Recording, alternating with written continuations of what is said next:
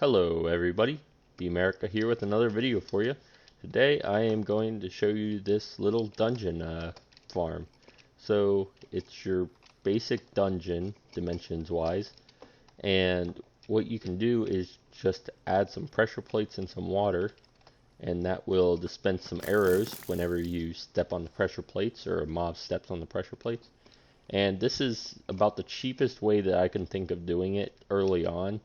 After you've been, playing for a little while, you can probably set up some magma blocks so that it actually sends out, or it kills the mobs and then it drops them over here and you don't actually have to dispense so many arrows. But for the sake of starting off, you're probably going to have arrows before you have magma blocks, so this would be the quicker way of setting up this kind of farm. So right now I have in skeletons. So what you can actually do is just dig out the bottom floor of the spawner and fill up the top with water. So the way I did it was just put one water right in the center, so that helps also move the mobs that spawn, let's say like right here. It kind of helps move them if they're not perfectly in center, and then it'll push them down to the end of the water stream. So to get it started, we'll just have to close it off from the light, and then as you can see, skeletons start spawning right away, and it just, so whenever this line gets lit, it'll turn off this torch, which then allows these to start burnout clocks, and since we have 3 of them, it will continuously cycle through the burnout clocks, and we don't have to worry about the clock stopping and becoming useless. And then we just have our dispenser here with arrows in it, and that will continuously dispense as long as there is a mob standing on them. Now, one thing about it is you have to set it back 1 away from the wall, so it can't be flush with the wall, because if there's something that spawns right here, then having it flush against the wall here will actually just cause the arrows to fly straight through, and it won't actually kill the mobs that are standing there.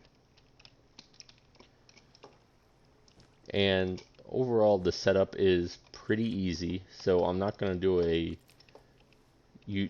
tutorial like I usually do. So what we have are hoppers across one of the sides with pressure plates on top of them, and then they just run into a chest, and you can make this chest double wide or as big as you want. You can even put a storage system right here, and we just run redstone to connect all of those pressure plates, and they run into this torch. The torch flips the signal, so if the redstone is off, or if the pressure plates are off, then this torch is on and it blocks these burnout clocks from turning on.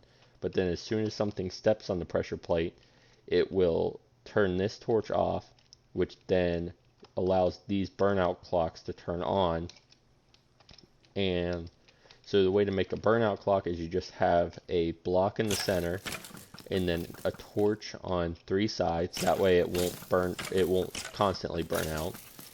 And then you just want to place a block on each of those torches, a redstone in the middle, and then that can run out whatever side you want. And then this just runs into the dispenser, and then the dispenser dispenses the arrows into the dungeon.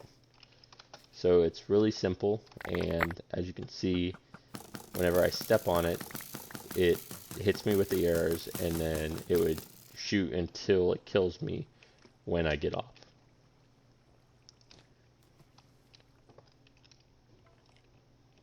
And that was a pretty simple video compared to most of them, but I'm just trying to get an idea for a cheap redstone dungeon. And I might do a video where I show upgrading this as you would get more resources, such as using lava and using magma in order to help with the efficiency of this.